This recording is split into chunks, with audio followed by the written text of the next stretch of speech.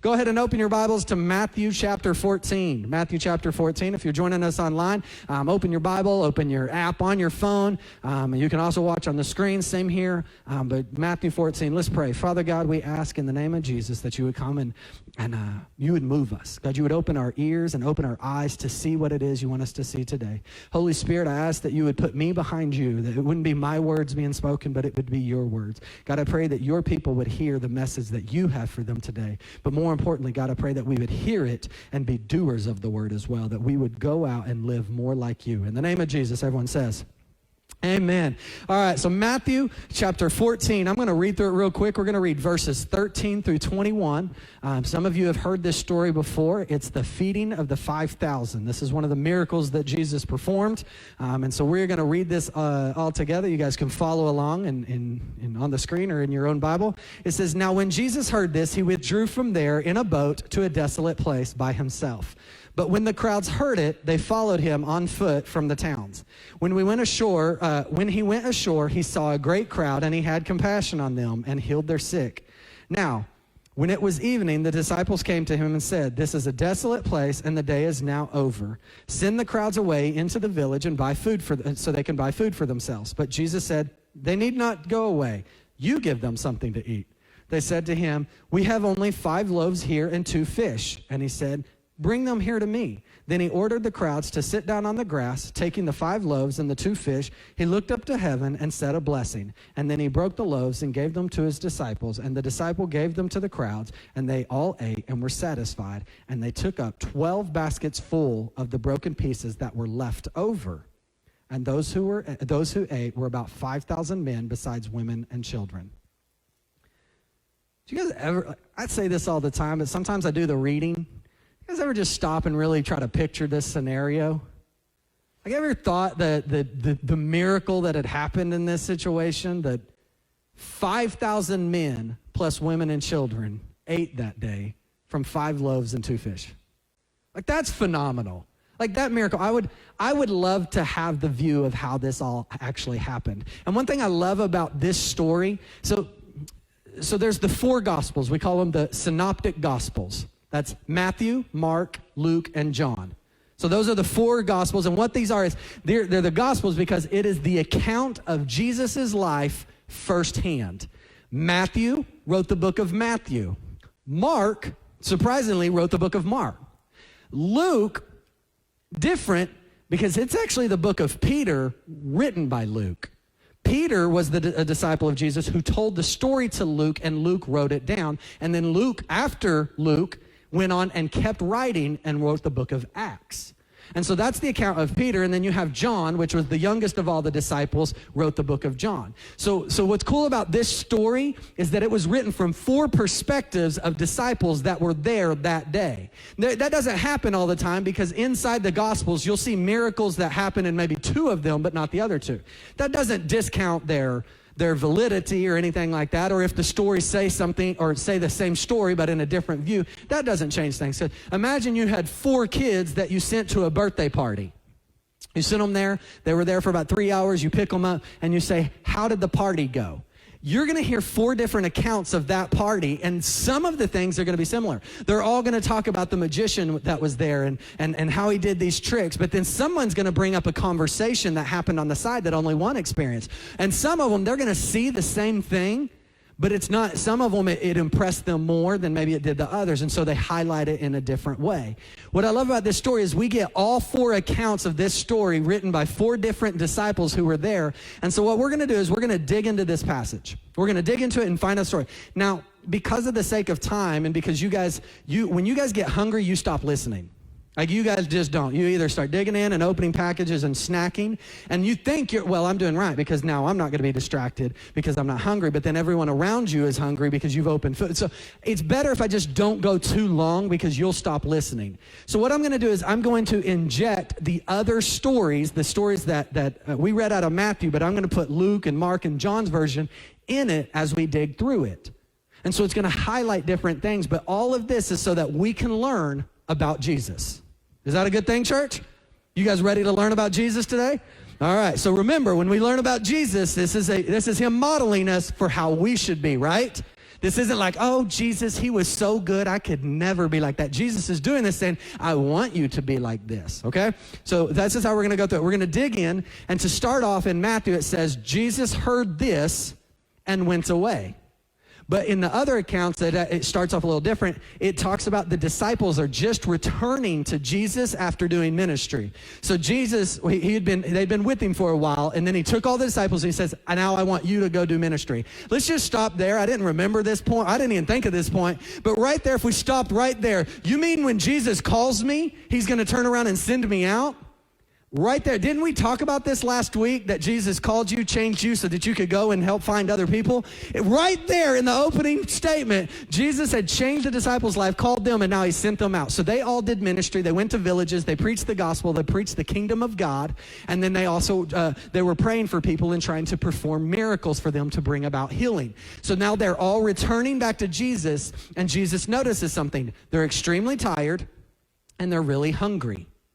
So that's one reason Jesus is going to load them up on a boat and take them across. But there's another reason. Matthew said when Jesus heard this, he got in a boat and left. What did he just hear? Jesus just heard about the murder of his cousin. So John the Baptist's disciples just came to Jesus and said, hey, we want to let you know that your cousin, John the Baptist, he was executed in prison. He was beheaded. We've taken the body and we have buried it, but we wanted to let you know. Now, it's easy sometimes to get lost in Jesus and go, man, Jesus is Jesus. I mean, he's 100% God, right? So at some level, we realize that Jesus is like, sweet, I'll see John the Baptist soon. Like, I'll be up there with him soon. Like, he has the eternal mindset. But you also have to remember that Jesus is also 100% human, which means that he has the same feelings and emotions that we have. He has the same things that go through his head. Now, he handles them better than we do, as he does it without sin, but he still has them. So imagine, this is the cousin that when Mary was pregnant with Jesus, Mary went and saw Elizabeth, her relative, walked in, and the minute that Mary walked in, the baby in Elizabeth's womb leapt. It started to move and shake and rattle. It was a good worship song, by the way.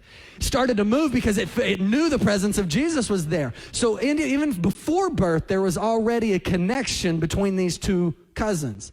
And then this is the same John the Baptist that basically he wore camel hair, went out and ate locust and honey, and he was kind of the wild man of the time, almost the crazy guy who was proclaiming the coming king. He was saying, make way, ready yourselves, because the Son of God is coming. And he did that even though he was ostracized for, even though he was made fun of, he still did this. He sacrificed his own agenda to take care of the mission he had for Jesus. This is the same cousin that when Jesus came to town, this is the same cousin that John the Baptist was the one who baptized Jesus.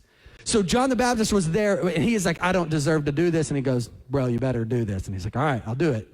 And he lays him down in the water, and the clouds open up, and a voice from heaven speaks down as a dove flies down, and it says, this is my son in whom I am well pleased. That's the cousin. This is the same cousin.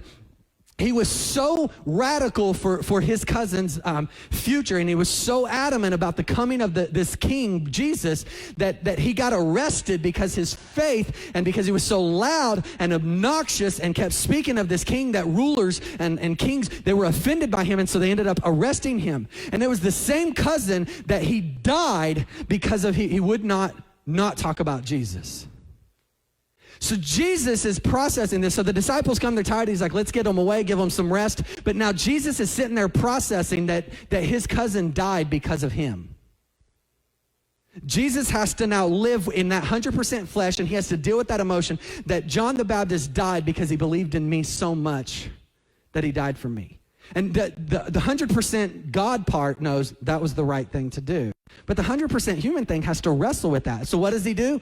Let's get in a boat and go to the other side. Let's go to a desolate place, a place that has nothing, no town, no busyness. Let's just go and get away. How many of you guys could say if you just found out about suffering a loss in your family, that's a good thing to do is go get away? Just kind of take some time and process, right? That's understandable, right? Right? Thank you. All right, wake up, guys. So that he does this, and they go and they get away. He hears about his cousin. They try to go to a desolate place. They get in a boat. They travel across the Sea of Galilee. They're going to a remote place, but the crowd follows them. And I don't know if they said it too loud. Hey, let's go over to the private place. I don't know how they know. I don't know if they just looked at the direction and said, let's go there.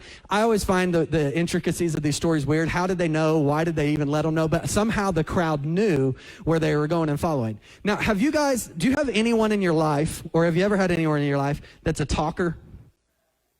And they can like really talk? And sometimes they like, you like them and you like having that conversation, you enjoy it, but you realize there's a point that the conversation needs to end.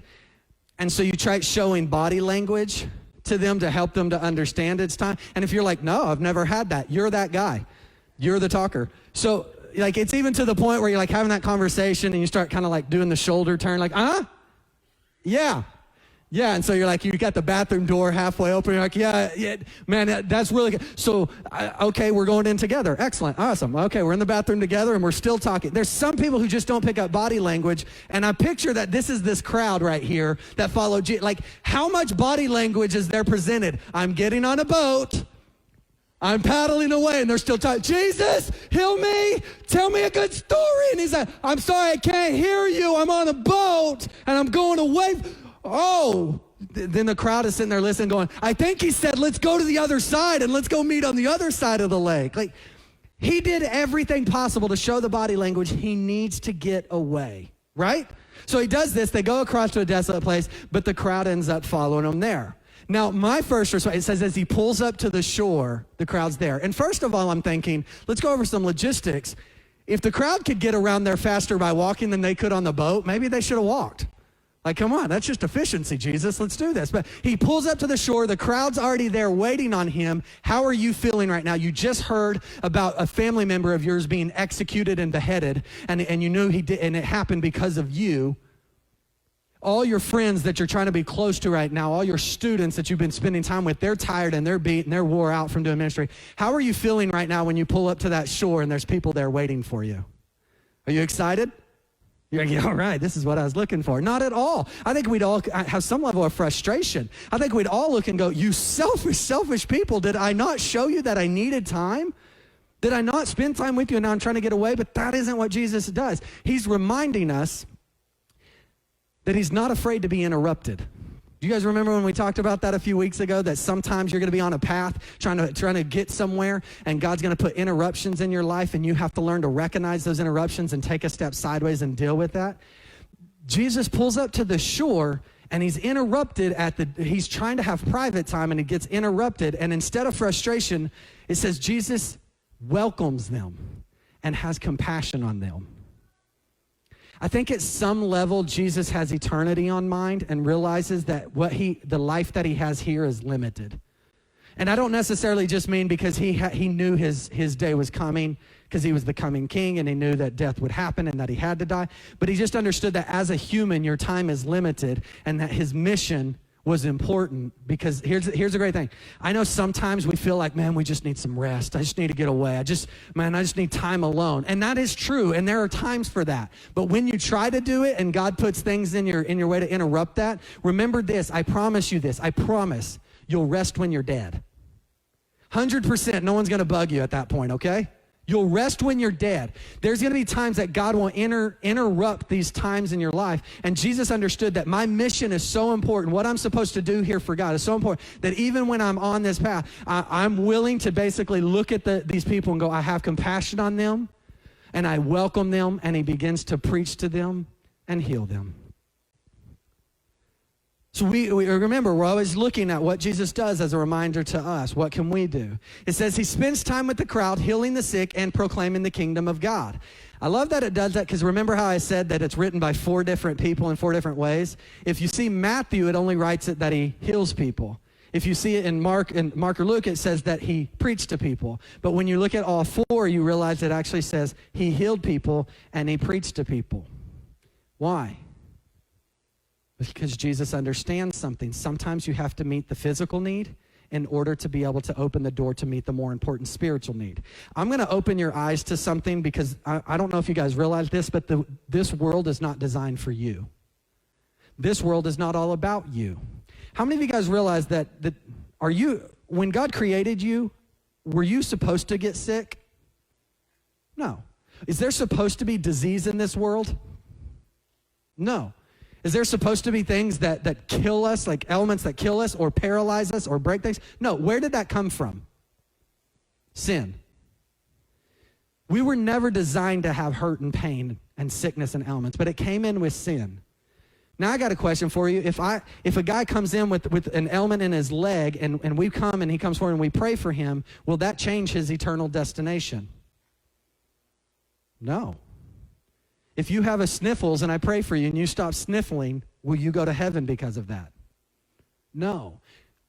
The truth is your sickness and your pain is not that big of a deal. And I say that I don't know how to sound kind and say that, because my sickness, my pain, and my disease is not that big of a deal, because at the end of the day, the max it can affect me is from birth to death, which is what, 85, 90 years if I'm really good, and the way I take care of myself, 90 is going to be pushing it, guys.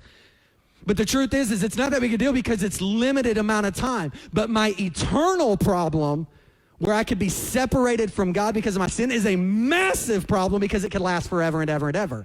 But Jesus, knowing that sickness is not your biggest problem, but that's why they showed up, he said, if I can meet your physical need, it will help open your heart to help me meet the real important spiritual need.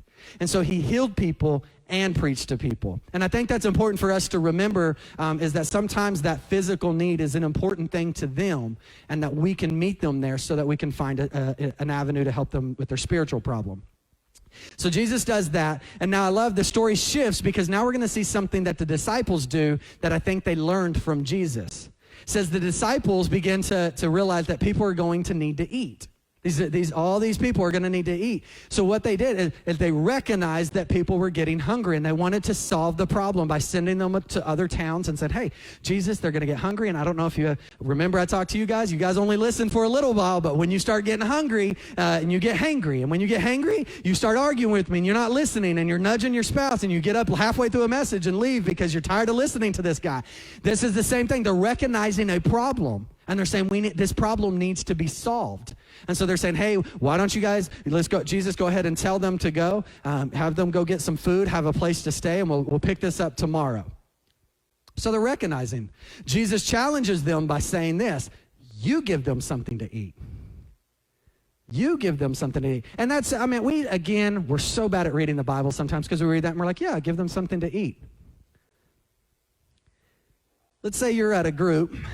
You're at an event and you're speaking to them and they're 7,500. I'm going to use the word 7,500 because it says 5,000 men plus women and children. It's estimated that it could be as high as 18,000 people. There's numbers that say around 12,000. I'm just going to say we're going to go men and then plus a half. So we'll go at 7,500, which is, I think, an incredibly low number, but let's just go from there. You're at an event and all of a sudden somebody comes up and says, you didn't prep for this. And they say, you need to feed these people. I want you real quick, somebody pull out your calculator. Pull it out. Everybody has one. It's on your phone. Pull it out. I want you to do this. Let's go 7,500. What would be a cheap meal? What would be the price of a cheap meal for somebody right now? $5? Are we good at 5? 5's pretty cheap. I don't think you can go to McDonald's for 5. That's pretty tough to do. So we're going to try to feed 7,500 people. What's 7,500 times 5? 37,500-ish? 37,000. And even the disciples say this. Jesus says, you feed them. And they're like, Jesus, this is half a year's wage. This is a big deal. It's like, well, yeah, Jesus said, so you do it. And it's like 37,000. That's, for some of us, we're like, half a year's, that's a year's wage. What are you talking about? Some of you are like, that's a drop in the bucket. You guys are ballers. Get out of here. The thing is that we read that and we're like, okay, Jesus said that. But do you realize what Jesus just asked them to do? You feed them, and they instantly start counting the cost to see what it's going to cost them, how much it's going to cost, what that problem is, how they can't solve that. They start complaining instantly about it's half a year's wage. And then Jesus, recognizing that they're freaking out, he says, hold on. Jesus asked them a question, what do you have? And all they had was 5 loaves of bread and 2 fish. 5 loaves of bread and 2 fish. Now, John mentions that this all came from one boy. This all came from one boy. I don't believe it. I don't believe that's all that was there that day. Fellas, go with me here. If you got kids, have you ever taken your kids to the park? You're doing a favor. You're just going to spend, I'm spending time. Honey, you stay at home. I got the kids today. I mean, you're basically a hero at this point. You're like, I'm going to take them to the park. Have you ever had the experience, guys, where you get to the park and the first thing kids ask or say is, I need to go to the bathroom? Fellas, you ever experienced that? You get your kids to the park, you're like, all right, let's have some fun. They're like, Dad, I got to pee. Now, I have 2 daughters, and I have experienced this, and I'm telling you, I have had to teach them how to pee outside because I always forget to tell my kids to go pee before we go anywhere. Every time. Always do it. Every time. But then, so we solved that problem. We solved the restroom problem, and then what's the next thing? We're playing on the park. We're having fun, and then what do they say? Dad, I'm hungry. I'm hungry, and I'm like, buck up. I ain't got no food for you. I didn't come here for lunch. I came here for the park. And so all of a sudden they keep playing, and I'm like, we'll get you some food when we get home. And so they keep playing. But again, what happens when little ones start getting hungry? They get grumpy. And then the next phrase they ask, or the next question they ask is, Dad, I'm thirsty. And then you're like, man, I didn't bring anything to drink. So you're like, all right, I don't have anything. I'm not going to have you die of dehydration out here. Let's load up. Now you're telling kids to leave the park. And this is when all parents recognize, why did I ever go to the park? It does nothing but cause misery at some point. No kid has ever been like, okay, let's go, and just hops in the car. No, you have to drag them out by their hair. And no parent's judging you because they're like, yeah, I'm about to have to do that too. It's just a miserable experience unless mom goes. When moms go, it's completely different because my wife will argue with the kids about going to the bathroom before they leave. And I'm like, why do you make it a big deal? Why is it got? Because she knows. Because she knows as soon as we get in the car or as soon as we get somewhere, they're going to go, I got to pay. And then it becomes a big problem. And then, you go in a public place and it takes you 45 minutes just to clean the stall. And so she just is like, let's just get it over with. Let's just go pee. So she gets them to go pee. And then we get in the car, we get to the park. And then the first thing, they're 5 minutes in, they're like, Mom, I'm hungry. And then she pulls out like a banana, an apple, some grapes, and some crackers. And she's like, what do you want? You can have any of these. I have a spread. I brought a buffet for you. And the kids are like, oh yeah, this is great. And they keep playing and they're happy. Mom, I'm thirsty. Oh, I got milk over here in the cooler and I got some juice. How about some water? What else do you want? Got some sparkling cider. Because moms bring everything because they're always prepared because they know. And you're telling me out of 5,000 men plus women and children that nobody brought any food? You're telling me all those moms left the house and said, let's go listen to a guy talk all day. Our kids will be fine. That ain't true. The difference is none of them were willing to give it up. The difference is all those people who did bring food, they're like, hey, keep it because, if we give it, we're not going to get very much back or we're not going to get anything back. But John makes sure he says, but there was a little boy who brought 5 loaves of bread and 2 fish. Now I want to ask this question. What little boy is eating 5 loaves of bread and 2 fish? That's a lot of stinking food. He didn't come there to eat. He came there to sell some food. He came there and he's like, man, I see all these dads walking here with their kids and ain't none of them brought any snacks, and I'm going to sell this bread and fish for a little high markup, make some money. But the minute that he had heard Jesus all day and found out Jesus was looking for something, he's like, here you go. I'll give it. So I think there was food out there. I just think the boy was the only one to sacrifice it up. Now, Jesus says, they say that, okay, we found 5 loaves, we found 2 fish, and Jesus says, bring them here to me, bring them to me. He blesses it, he breaks it, and he passes it out to the people. And everyone eats. In fact, in 3 of the Gospels, it says this. It says, they all ate and were satisfied. I imagine when they wrote that probably was supposed to mean something good.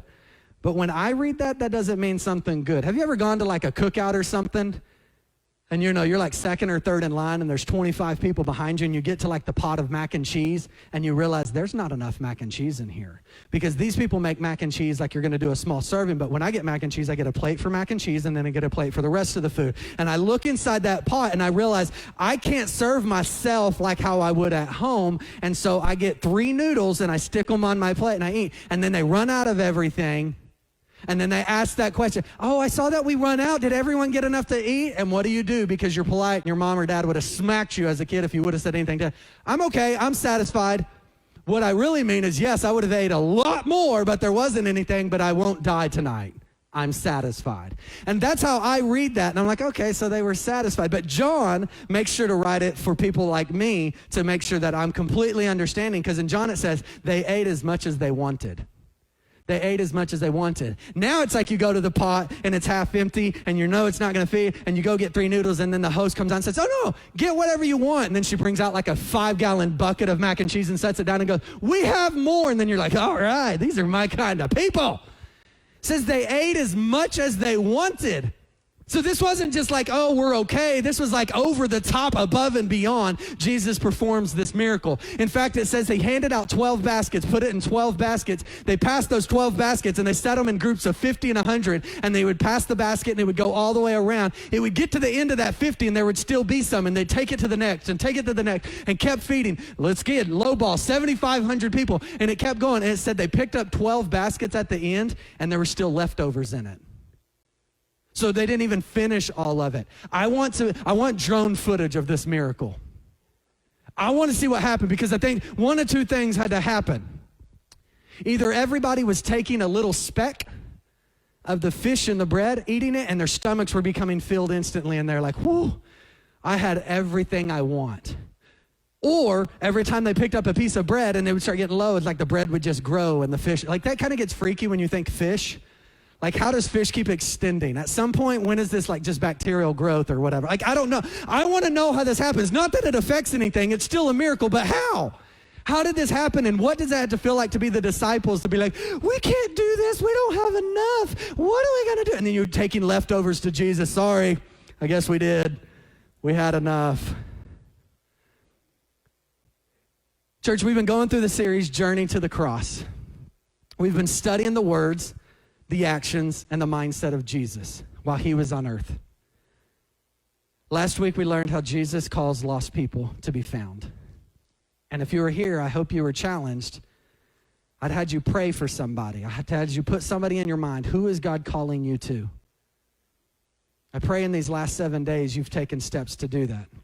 To begin to either pray for that person, maybe to extend a hand of invitation to them. Maybe it's just simply going over there and rekindling a relationship because you know what? I haven't said anything to them in a long time. I need to build up that relationship.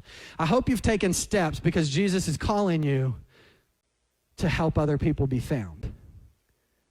And why do we do that? What's going to happen when we do that is we're going to begin to affect the world. Because when you reach somebody, it's going to change their world.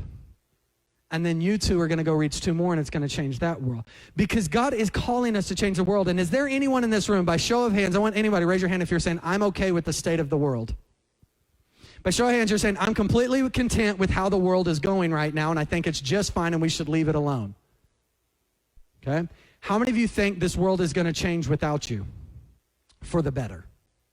How many of you think if we could just get the right politicians in, that's going to make things better?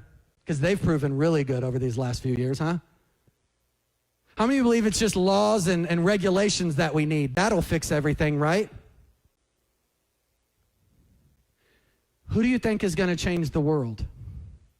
I've said this before, but I would love the ability to trace my spiritual family. Like, have you ever guys done ever the Ancestry.com or the DNA things? Have you ever given your DNA over to the government unknowingly and found out about your history? I have. And you find out, like, people that, like, your cousins you didn't know about and things like that. I would love to know my spiritual DNA.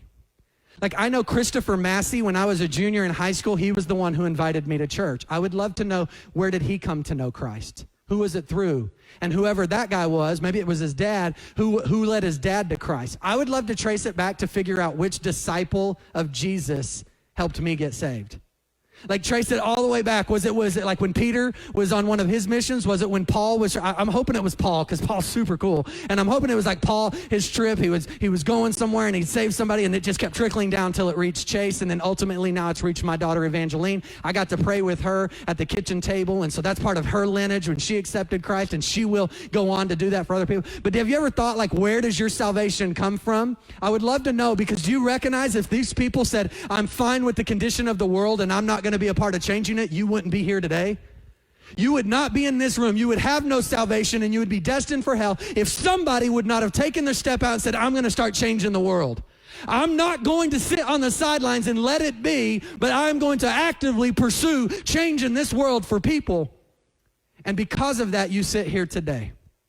I would love to know my story. I'd love to know your story. But I definitely know somebody stepped out of their comfort zone and went to change the world. So the question is do you think you should change the world? Do you think you should be a part of that? In 100 years, is there anyone that's saved because of you? Is there anyone that's sitting in this church or another church across the country in another nation? Is there anyone that's going to be there because of you? Do you believe that you should be a part of changing the world? And if you do, what I'm going to do is I'm going to use this passage that we went through, and I'm going to walk us through a path in how you can be more effective in changing the world around you. Okay? Are you guys ready? All right. Here we go.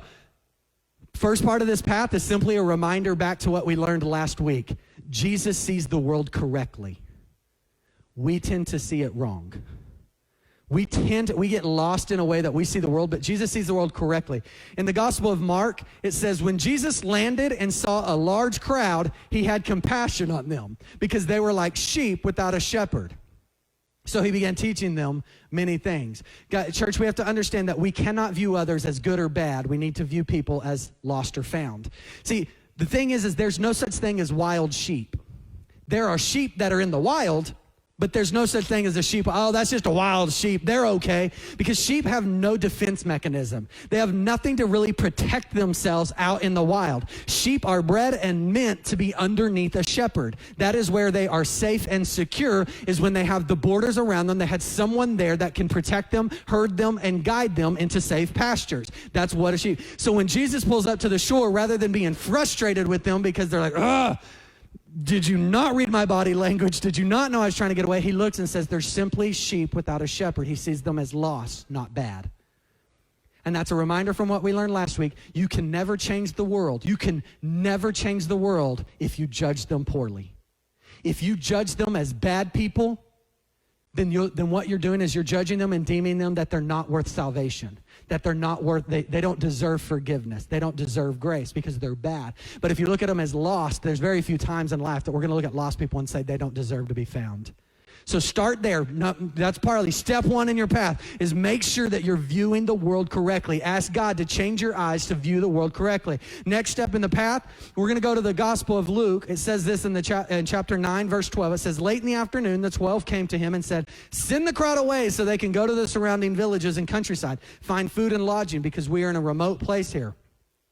The disciples did something really important here that some of us failed to do. They saw a need. They recognized that there was a problem and it needed a solution. The worst thing you can do in this day and age, the worst thing you can do is bury your head in the sand and act as if there's nothing else around you. To focus on yours and yours only, and not look around in your community, in your neighborhoods, in your schools, in your circle of friends, and not recognize that there are problems that need to be solved. And I'm not talking about policies, procedures, or processes. I'm talking about people. There are problems there are real hungry people that need to be fed. There are real homeless people that need shelter. There are people that are in poverty that need help. There are people that are facing mental struggles that need help. If you fail to recognize that there is a problem, you will never change this world. In fact, you have lost your saltiness and it is no good for anyone because you're not doing anything to help anybody. But like the disciples, you have to begin to recognize that there's a problem. But if you're like me, I have no problem finding problems in this world. I have no problem. Man, I got opinions and I got a ton of them. The problem for me sometimes is I do exactly what the disciples do. I want somebody else to fix it. Jesus, these people are hungry. Send them away so that they can be fed. But Jesus flips it and says, no. You feed them. You feed them. Man, I don't know how many times. If our government would just make the right kind of laws, then we would solve these problems. Well, what our city officials need to do, they need to take care of this homeless problem that we got over here. What we need to do is we need to provide housing for everybody because this needs to happen. We always want to shrug off the responsibility of the problem to somebody else, and Jesus isn't okay with that. Jesus flips it on the disciple and he says, I'm proud of you. I'm so proud of you. You recognized a problem. That means, disciples, you guys aren't being selfish anymore. You're starting to see the world how I see it. You're starting to see people and the problems that exist. But you saw it wrongly when it comes to the solution. He says, you feed them. You feed them. So we have to recognize the needs of others. 3 of the Gospels say that exact same thing that Jesus says. You give them something to eat. God has a plan. God has a plan. But you have to recognize that he wants you to be a part of it. He wants you to be a part of it. He has found people so that they can find people. He has changed you so you can change others. He has no desire for our government to rise up and be a Christian government so that they can solve the problems of the world. That is not God's agenda. God's agenda is that the people of the church would go out and meet the needs of people. Because there is no glory to God if organizations solve problems. But when you go out and you help somebody, because remember, meeting physical needs doesn't change the world. Feeding people that are hungry does not change the world. It just makes empty bellies full for a moment. But it does open the door for, remember what we said in the beginning? To meet the spiritual need. But when we shrug off our responsibilities to the church of 4 walls, like the building, or nonprofit organizations, or government, when we shrug them off, there's no substantial eternity mindset behind that. But when you feed somebody, you create a relationship, and when you have that relationship, all of a sudden it opens their heart, and you met a physical need, and so now you have the ability to hopefully help meet a spiritual need. You get to bridge the gap between them and God by bringing them to Christ. So God has a plan to help people, but he wants you a part of that plan. He wants you to be a part of that solution. He is calling you to be a part of that. Jesus asked the question of Mark. So remember, they freaked out whenever he says, okay, you go feed them. And they're like, oh no, we don't have enough. We only have this. It's going to cost this much. And they start freaking out. And so Jesus understands that. And he sees that. And he says, shh, I'm not. What do you have? Their first response to Jesus is to tell them what they don't have. Jesus' response to them is to just tell me what you do have. So he asked the question, how many loaves do you have? In the Gospel of John, it said this, here's a boy with 5 small barley loaves and 2 small fish. And the disciples say this, but how far will they go among us, so many? How far is this going to stretch, Jesus? This isn't enough. The problem is often when we recognize a problem and then we recognize that Jesus is asking us to do it, we tend to respond, but Jesus, this is all I have. Jesus, this is all I have. Whether it's volunteering at the men's shelter, but Jesus, I don't have very much time. This is the only time I got. Or maybe it's giving to a need. Jesus, I only have this. What's $5 going to do? Or maybe it's volunteering in the children's ministry or the youth ministry. Or maybe it's singing on the worship team. But Jesus, have you heard me sing? It's okay. We got mute buttons back there, guys. You'll never know. We'll even let you hear yourself. We don't have to hear you, but praise Jesus. I'm just joking. The thing is we often respond to God like, oh, but God, this is all I got. Well, I mean, what am I going to do? Does this even really make a difference? Like, does standing at the door greeting people really make a difference? I mean, really, what are you doing? And so we tend to respond that way, like, does this really matter at all? And yet, I love this. I love that John brings up the boy. Did you know John's the only one to bring up the boy? All 3 of the other Gospels, Matthew, Mark, and Luke, they don't bring up the boy. They just somehow magically come up with 5 loaves of bread and 2 fish. Whether you can assume it's from the crowd, you can assume it's from their own stash, I don't know. But John specifically calls out where it comes from. And he says it comes from a little boy. You know why John calls out the little boy? I think it's because John was the youngest disciple. Do you realize that when John started following Jesus, he was somewhere between the ages of 12 and 14 years old? There was something different about John, and he recognized something others didn't see. So we tend to go to God and say, but this is all I have. But then when the boy shows up, he comes up and he brings and he says, Jesus, this is all I have. I have nothing else, and I'm giving it all to you. Because you, church, you need to recognize God doesn't need everything to solve the problem. He just needs everything from you. God doesn't need it all. He just needs all that you have.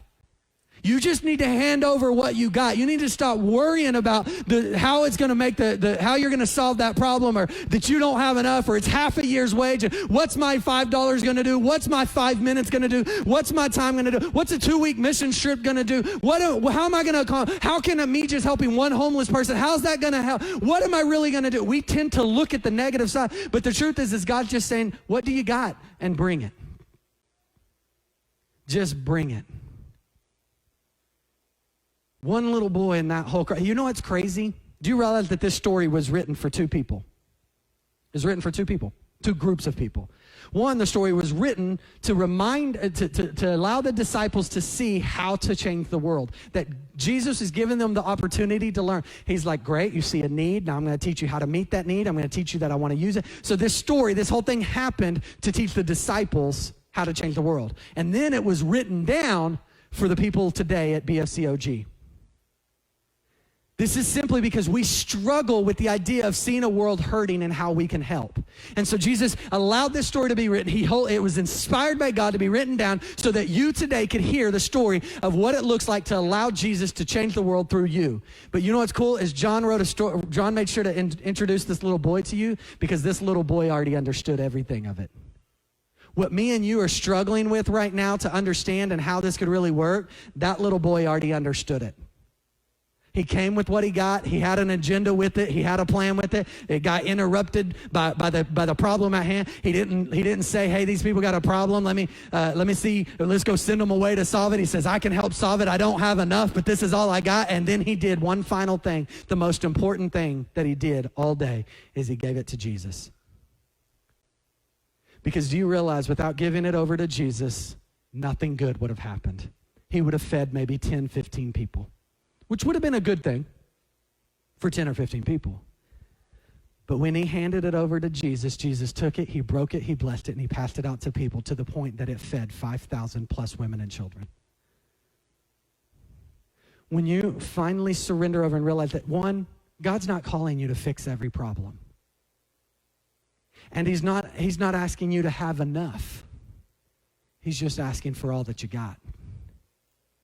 And your limited knowledge is probably never going to change the world. You're not smart enough to change the world. But what you do have in the hands of Jesus can change the world.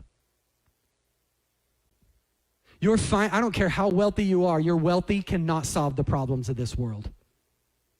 But what you do have in the hands of Jesus can begin to create solutions for people.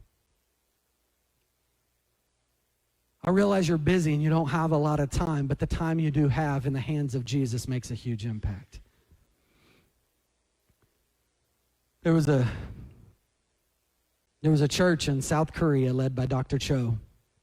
It was a successful church, considerable size, had a range of people in it, had people of extreme poverty and people of extreme wealth. It was like any church, big variety, very diverse. Dr. Cho had felt on his heart that as this church, they needed to begin to affect their community. And so he had some building projects, and these building projects were going to help the people in the community to get out of their poverty situation. And then he also wanted to take some finances and take them out into the community and to begin to produce help and hope for these people. He had this idea, and he steps up in front of his church on one Sunday, and he begins to speak to them and tell them the vision that he has for this. And he's like, I want us to help the people that are surrounding our church and surrounding us in our community. I want to make a difference from there. And so what we're going to do, and he begins to spill the vision of these buildings that they're going to do that's going to help these people and bring them in and offer ministry to them. And also that we're going to take finances and turn them into to provisions and help take those out and make sure people have clothes, make sure people have housing, make sure people have food. He's like, we want to do this. And so I want to encourage everyone right now, man. I feel like God's leading me. I just want you to come to the front right now and just place your offering, whatever it is, whatever God has you given today. I just want you to put it here and let's begin to finance this mission. We'll keep going for it and we'll keep going. We're going to make this happen. So come forward and do it. And it keeps going, and it's like starting to get awkward. Like that, okay, nobody's coming forward. Nobody's really buying into the vision. And he realized that not one single person came forward and donated anything. And I don't know if you would know what that feel like, but as a pastor standing up here, I'm like, that would struggle because he still had a message to preach. And like, what's the point of this? Because you're like, whatever I say today, obviously these people don't care anyways. So, but he goes and he's faithful, and he goes up and he's like, okay, I'm going to I'm going to preach through my message. And he starts in on his message, and as he does, there was a lady about midway down. She stands up, and she begins to make her way down the middle aisle. And she's definitely not wearing the best of clothes. It looks like she might be on the lower economic scale, just simply by what she's wearing. And she comes all the way to the front, and like, it kind of gets weird because, people don't just normally walk up in the middle of service. But he's kind to her, and she gets all the way to the front. She's like humbly coming up, and he lowers the mic, and he's like, "Can I help you, ma'am?" And she kind of leans forward, and she pulls out of her little cloak. She pulls out, and she takes a rice bowl. Now, in South Korea at this time, that rice bowl was significant because even if you were in an incredible poverty situation, if you're in a very impoverished situation, that rice bowl is something that everybody would have. That's the least of what you would have because it would help provide meals to you. But you could take it in, and they would put rice in your rice bowl, and that's the one thing that you would possess. And she brought it up, and she said, "Pastor, I want to give this rice bowl and help to fund this vision that you have to help people." And, the pastor, tear in his eye, and he takes it. But, at some point, you kind of recognize, like, what's this rice bowl going to do? But, man, what a heart. Well, this conversation happened quietly between the two, and so the pastor got on the mic, and he says, "I just want to let you know that this woman, just bless her heart. She brought this rice bowl, and she said, 'Pastor, this is all I have, but I want to give it over to the church to help.'" And he steps back, and he goes to get into his message, and he hears somebody shout from the back, goes, "Pastor, I want to pay $50,000 for that bowl." And he's shocked and blown away, and he's like, "Yes." So they make the transaction. He comes up here and writes the check, and he takes the bowl, and as the guy takes the bowl, he goes, "And Pastor, I want to give this bowl to the church." So the pastor takes it, and the minute he takes it, somebody yells up from this side, "Pastor, I want to purchase that bowl for $100,000. Absolutely. They make the transaction, and time again during the rest of that service, people were standing up, purchasing this little bitty rice bowl and donating it back to the church over and over again. At the end of this service, the entire vision project was funded. They had all the capital that they were needing to build these buildings and to feed the people out that were hungry in their community.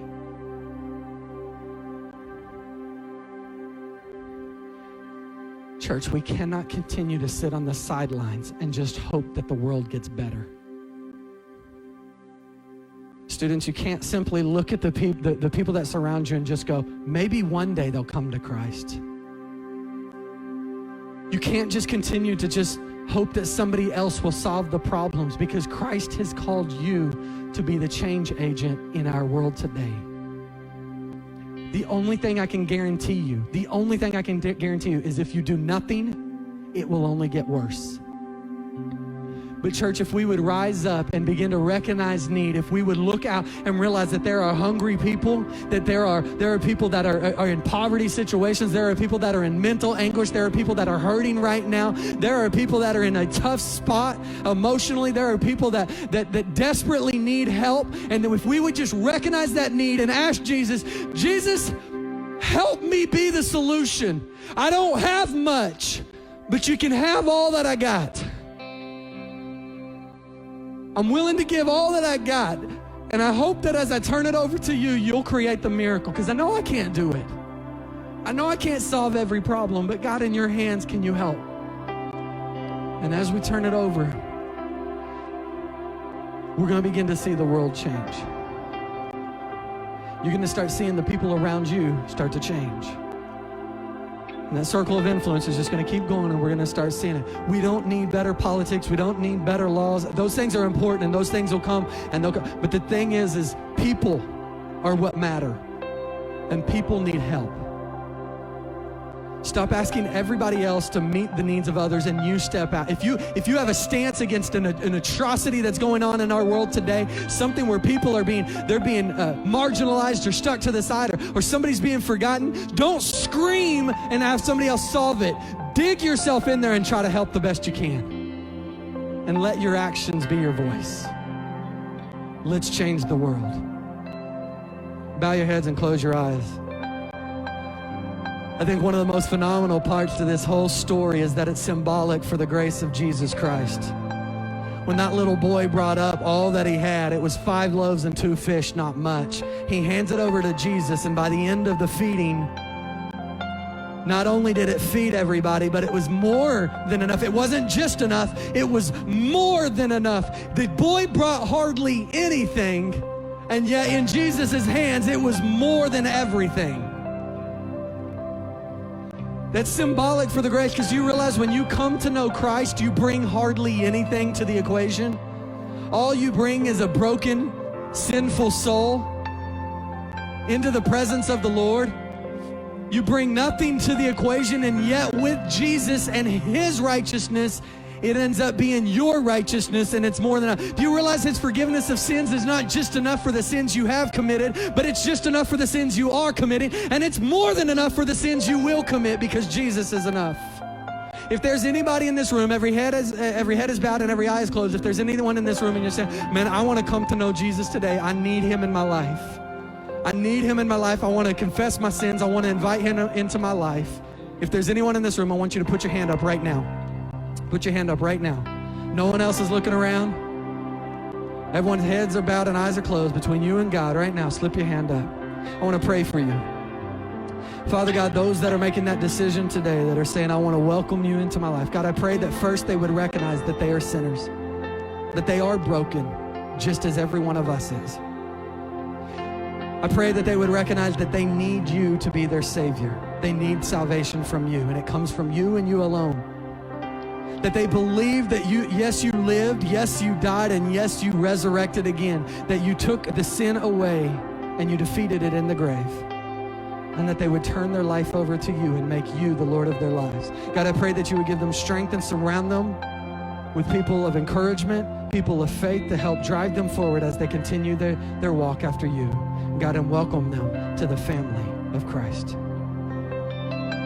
For everyone else in this room, I want to pray for them right now. God, I pray that you are moving on their hearts, that you're convicting them. God, I pray that they're already beginning to recognize needs in their world, whether that's a problem here in Bedford or Lawrence County, or whether that's a problem within their family, or whether it's something at their work, but they're beginning to see the needs of people around them. God, I pray that you would make those stir around in their mind and move their heart. And God, as we sang to live, we sang earlier, to live. God, I pray that you would pump life into us and bring us to the point that we have compassion, that we would see that people are simply sheep without a shepherd, and we know a good shepherd, and we know the way to get to them. God, I pray you would stir them into action. Let them be people who bring about change in their world for the glory of Jesus Christ. Hey, I'm going to invite everyone to go ahead and stand to your feet.